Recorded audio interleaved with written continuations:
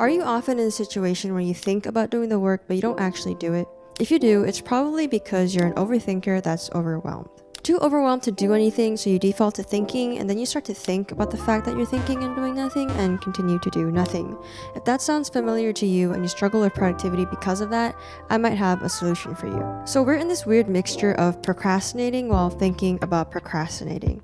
But why does this happen? Why do we sometimes know exactly what we need to do, like finish a project or study for a test, but still continue to feel overwhelmed and do nothing? After giving it some thought, I think it's because we get deflated by uncertainty. More specifically, an unknown and uncontrollable future.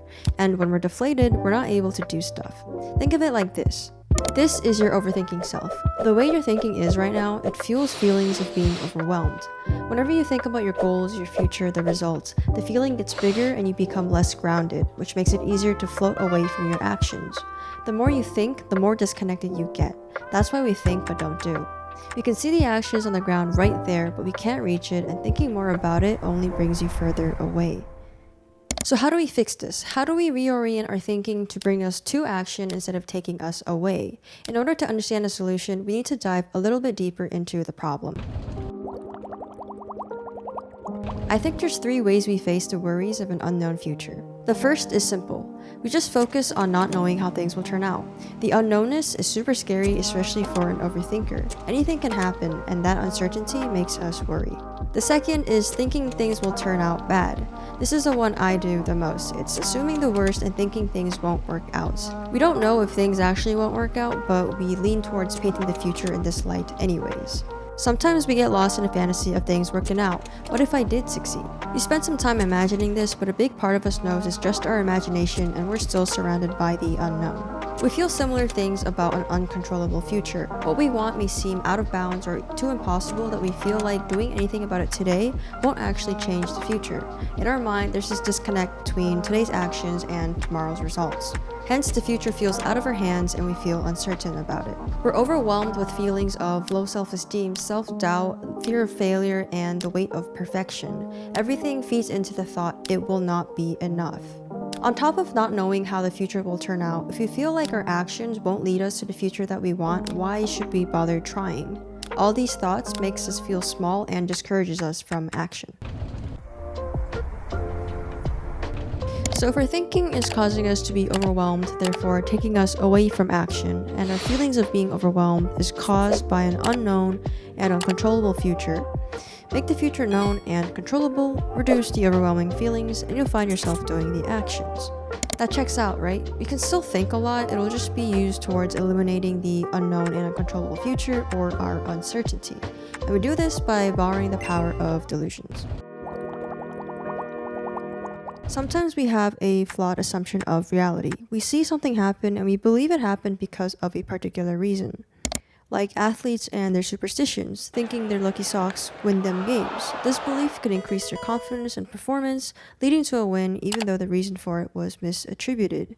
Delusions are when there's a false belief about reality, and we can see here that beliefs don't have to be aligned with reality for it to cause change or influence our behavior. Similarly, if we release our egos for a second, we can entertain the idea that maybe there are more misattributions like this than we think. We don't actually have a big understanding of how reality works and why things happen. Oftentimes our assumption that Y happened because X is just that, an assumption. It's only our perception of reality, not actual reality, like thinking you won games because of your lucky socks. If this is the case, then we have an indirect relationship with reality, where it's us, our perspective, then reality. Our understanding of reality is colored by our perspective and we can't see it directly.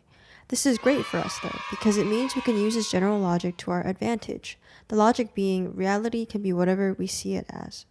It might not even matter if it's true. Delusions can still cause change. So what should we do with this power? We add some positivity to it and use it to redirect our thinking to eliminate uncertainty. Let's go back to the athlete's example. Lucky socks lead to wins, is their positive delusion. In this delusion, there's a known future. It's that they will win. You eliminate the unknown future by making it known, and if you're going to be doing that, you should make it a positive one to create confidence, energy, motivation, and hope. All things that will help fuel your actions instead of your overwhelmed balloons. There's no doubt that believing in a positive future will create better influence than believing in a negative or uncertain one. So if you have the power to make reality whatever you see it as, which you do, you should make it something that is good for you. It's also important to remember that this is different than the previous overthinking imagining of what if I did succeed. This one is a full, certain belief or delusion that the positive future you want will happen. But how do you get to that future? Even if you have a positive future, if you're not sure how to get there or you're not certain that you can even get there, it'll still make you feel overwhelmed. And if you're overwhelmed, you'll still avoid doing. This is why we need the other half of the delusion. The athlete believes that lucky socks, a controllable action, will lead to a positive future. This belief of X will cause Y is the connection point between today's actions and tomorrow's results.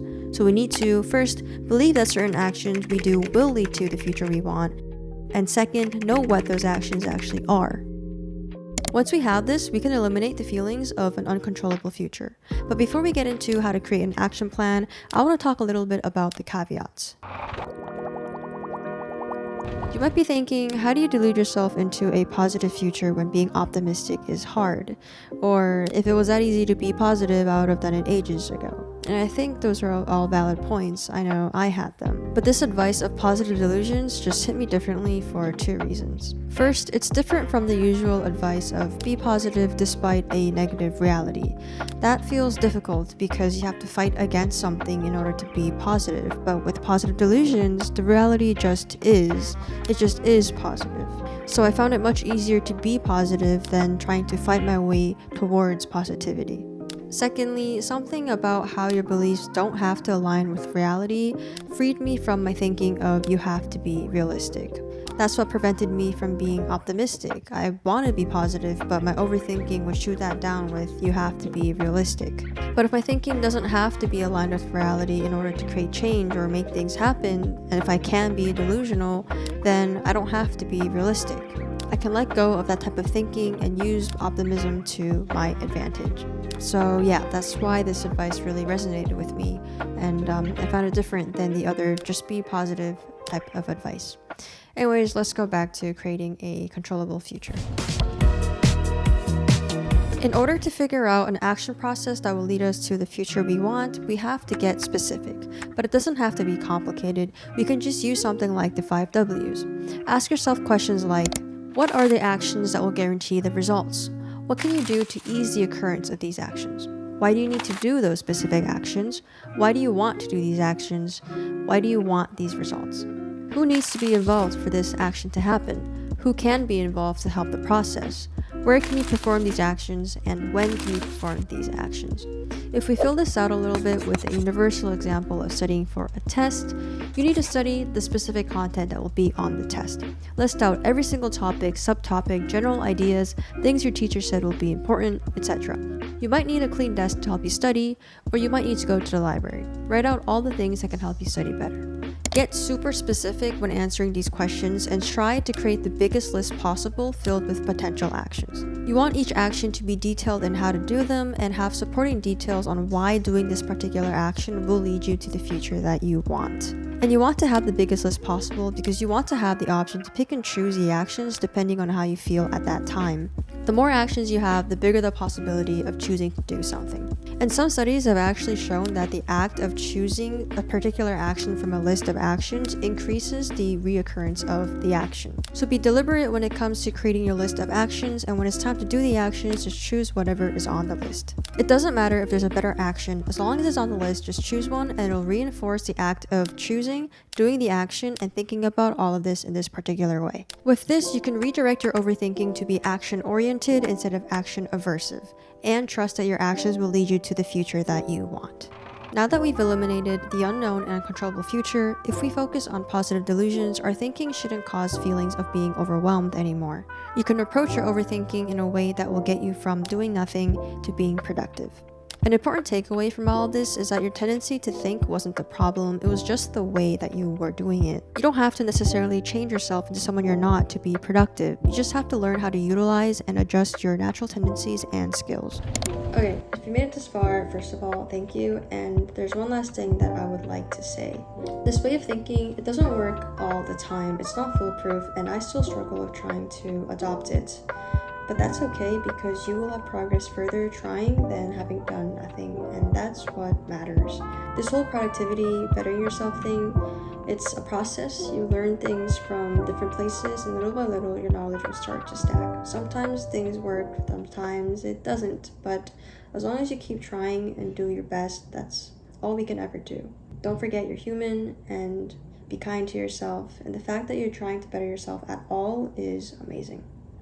That's it for me, and I hope to catch you on the next one. Bye. 이제 모든 10년 넘게 널 알고 잡고